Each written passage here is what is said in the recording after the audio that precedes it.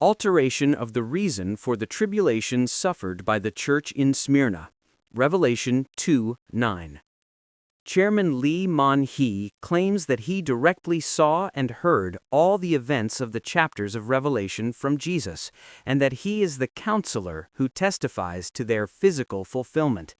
If his claim is true, the contents of the books he wrote should never change over time.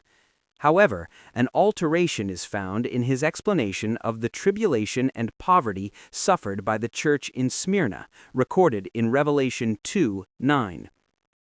On page 51 of The Truth of Revelation, published in 1985, he states the following: "The first and the last, who died and came to life again, refers to Jesus Christ.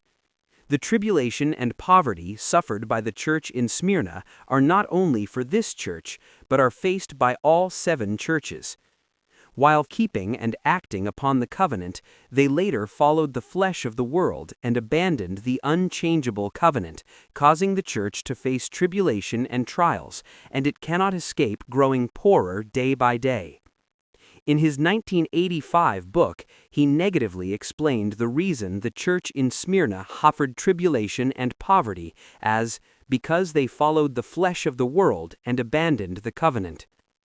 However, on page 52 of The Reality of Revelation, published in 2011, it was altered as follows: Jesus first says, as in verse 9, that the messenger of the church in Smyrna is suffering tribulation and poverty because he is doing the Lord's work, but in reality he is a rich man. In his 2011 book, he completely changed his words, positively explaining that the reason for the tribulation and poverty is not because of their corruption, but rather hardship suffered because they are doing the Lord's work. Through this, we can discover the following grave falsehoods. First, the cause of the tribulation has been changed to its exact opposite. Is the reason the church in Smyrna suffered tribulation because of the sin of abandoning the covenant to follow the world, or because of loyalty in doing the Lord's work? Second, the fictitiousness of the claim to be the seen and heard physical fulfillment is exposed.